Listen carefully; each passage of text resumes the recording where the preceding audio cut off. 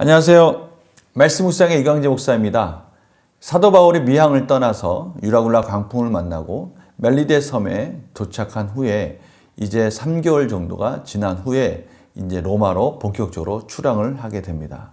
오늘 말씀은 그 로마로 가는 여행과 마지막 여행이 되겠죠. 그리고 나서 로마에 도착하는 장면까지 저희들이 말씀을 보게 됩니다. 누가는요, 분명히 사도 바울과 동행했다는 것을 저희들이 사도행전을 읽으면 읽을수록 깨닫게 됩니다.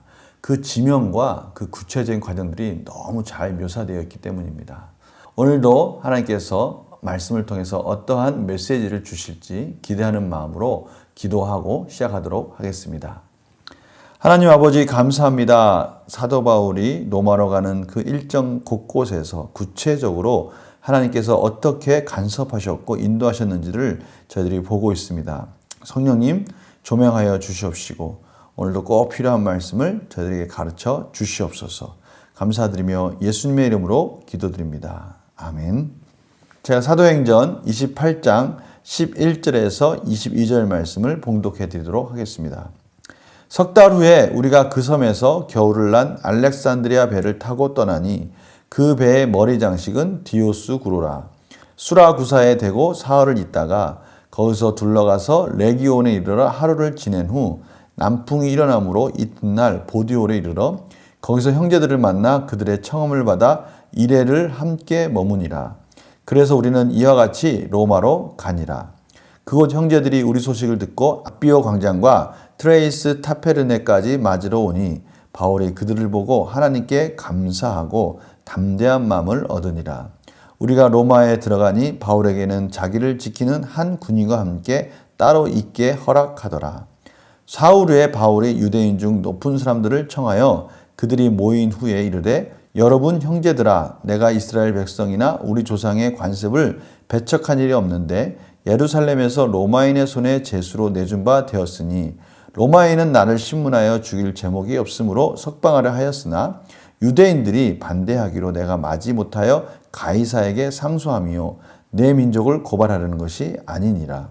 이러므로 너희를 보고 함께 이야기하려고 청하였으니 이스라엘의 소망으로 말미암아 내가 이 쇠사슬에 매인 바 되었노라. 그들이 이르되 우리가 유대에서 내게 대한 편지도 받은 일이 없고 또 형제 중 누가 와서 내게 대하여 좋지 못한 것을 전하든지 이야기한 일도 없느니라. 이에 우리가 너의 사상이 어떠한가 듣고자 하니 이 파에 대하여는 어디서든지 반대를 받는 줄 알기 때문이라 하더라. 아멘. 석 달 후에 사도 바울은 본격적으로 이제 로마로 떠나게 됩니다. 마침 정박해 있었던 알렉산드리아 배를 타고 갑니다. 근데 그 배의 머리 장식은 디오스 그로라 이렇게 표현하고 있습니다. 디오스 그로 옆에 영어 성경을 보니까요. 트윈 브라더스라고 되어 있네요. 이 쌍둥이 형제입니다. 쌍둥이 형제. 당시에 제우스와 레다 사이에서 난 쌍둥이 형제를 말하는데요. 당시에 바다 수호신으로 섬겼던 신 우상이었습니다.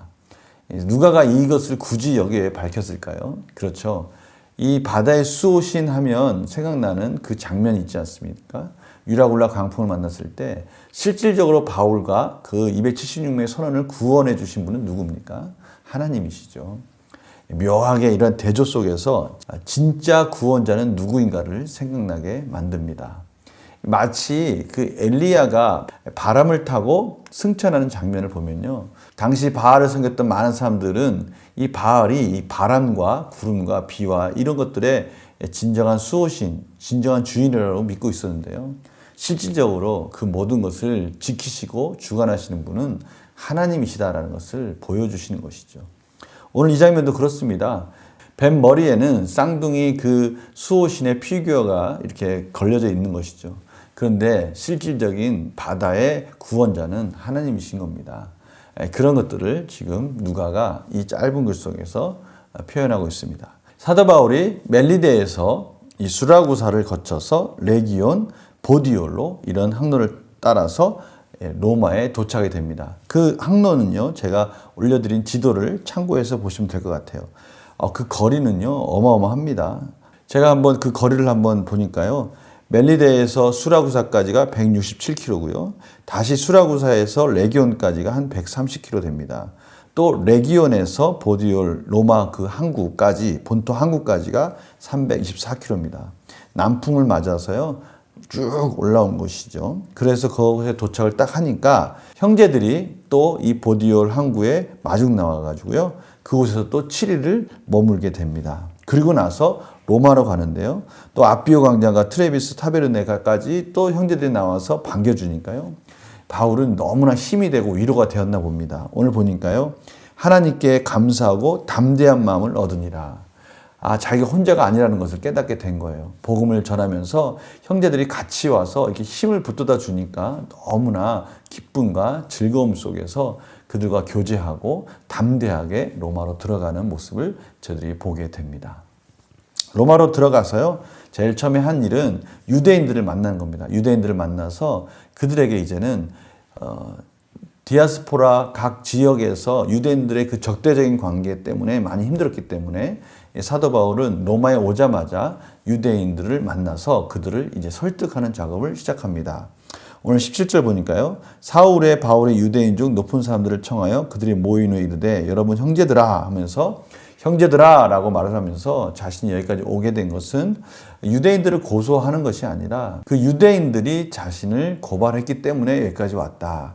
로마 법상 죄가 없다라는 것을 이미 판결받고 풀려날 수 있었지만 그 유대인들이 자신을 고소한 내용 때문에 로마까지 오게 됐다. 로마 가이사이까지 항소하게 돼서 여기까지 오게 된 것이다 라고 그 구체적인 과정들을 설명합니다. 그러자 이 로마에 있는 유대인들은 너에 대해서 아무런 소식도 못 들었다.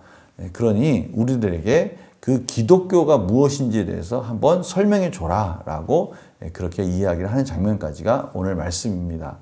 사도 바울은 어떻게 하든 간에 그 분위기와 환경들을 복음이 전하는 환경으로 만들려고 하는 것이죠. 하나님께서요, 또 사도 바울의 은혜를 주셔서 비록 죄수지만 가택연금 비슷한 그런 방법으로 사도 바울을 이렇게 보호하도록 인도해 주셨습니다. 그러니까 감옥에 있었으면 복음을 제대로 전하지도 못하고 유대인들을 자유롭게 만나지도 못할 텐데 한 명을 붙여줘서 당시에는 2명이 제수들을 지킨다고 합니다. 그런데 사도 바울은 한 명을 붙여준 거 보니까요. 그냥 형식적으로 붙여준 것 같아요. 그러한 사도 바울을 하나님께서는 가는 곳마다 사도 바울이 복음을 전하는데 방해가 되지 않도록 그러나 때로는 오히려 그 제수라는 그러한 신분이 사도 바울을 보호해 주도록 이렇게 함으로 인해서 사도 바울이 복음을 전하는데 방해가 되지 않도록 어떻게 보면 사도 바울이 잘 전할 수 있는 환경들을 계속해서 하나님께서 만들어주고 있다는 것을 저희들이 보게 됩니다. 사도 바울도 그런 하나님의 은혜 가운데 가능하면 복음을 전할 수 있는 그런 환경들을 만들어가고 있다는 것도 저희들 깨닫게 됩니다. 사도 바울의 목적은 복음을 전하는 것이라는 것을 저희들이 보게 되는 것이죠. 문제를 풀어가면서 또 구체적으로 나눌 수 있는, 묵상할 수 있는 내용들을 또 찾아보도록 하겠습니다. 바울은 로마에서 어떤 상태로 지내게 됩니까? 가택연금 상태가 됩니다. 왜냐면요, 사도 바울이 자유롭게 유대인들도 만나고 복음도 전하게 되는 거예요. 그리고 한 명의 군인을 통해서 사도 바울을 지키도록 하긴 했는데 형적인 거예요. 그러면서 사도 바울이 자유롭게 활동할 수 있는 길을 로마에 있는 군인들이 그 길을 열어줬습니다.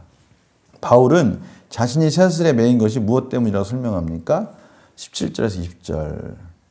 바울은 자신이 유대인들에게 고소를 당해서 로마 법정까지 갔지만 로마 법정에서는 자기가 무죄하다고 판결이 났다라고 그렇게 말하고 있습니다. 다만 유대인들이 사도 바울이 풀려나는 것에 대해서 반대하기 때문에 자신이 어쩔 수 없이 가이사에게 상고하게 됐다라고 그렇게 말하고 있습니다. 그럼 유대인들이 왜 사도 바울을 그렇게 반대하고 사도 바울을 가두려고 했는가? 그것은 이스라엘의 소망을 전하기 때문이다라고 그렇게 말씀하고 있죠. 이스라엘의 소망은 뭡니까? 그래서 그렇습니다. 예수 그리스도로 말미암아 부활의 소망을 죄로 말미암아 구원을 얻는 그 예수 그리스도의 그 십자가를 전하기 때문이다라고 사도 바울은 지금 설명하고 있는 겁니다. 이러한 과정들 속에서 유대인들은 구체적으로 그것이 무엇인가를 알고 싶은 마음이 생기게 된 거죠. 연구와 묵상을 좀 볼까요? 바울은 왜 로마에서 유대 지도자들을 초청합니까? 바울은 이 로마에서마저 유대인들 벽 때문에 복음을 전하는 것이 방해되는 것을 원치 않은 겁니다. 그래서 로마에 도착하자마자 형제들아, 내가 이곳에 온 것은 죄가 있어서도 아니고 유대인들과 싸우고 싶어서 그러거나 아니면 유대인들의 율법을 무시하거나 이러한 이유 때문에 내가 여기 온 것이 아니다라는 것을 분명히 그 유대인들에게 설명해 주는 것이죠. 사도 바울이 이렇게 하는 이유는 뭘까요? 그렇습니다. 모든 목적은 사도 바울은 어떻게 하면 복음을 전할 수 있는 환경이 될 수 있을까? 어떻게 하면 복음을 잘 전할 수 있을까? 오직 그것이 사도 바울의 목적인 것입니다. 느낀 점 볼까요? 로마에 도착해 쉼없이 사명을 감당하기 위해 애쓰는 바울을 보며 무엇을 느낍니까? 저는 이 부분에 있어서 다시 한번 제 삶을 돌아보게 되었어요. 사도 바울은 어딜 가나 정말 어떻게 하면 복음을 잘 전할 수 있을까? 어떻게 하면 복음을 효과적으로 전할 수 있을까? 회당이 있으면 회당을 먼저 가고요. 또 회당이 없을 때는 사람이 많이 모이는 시장을 찾아가고요.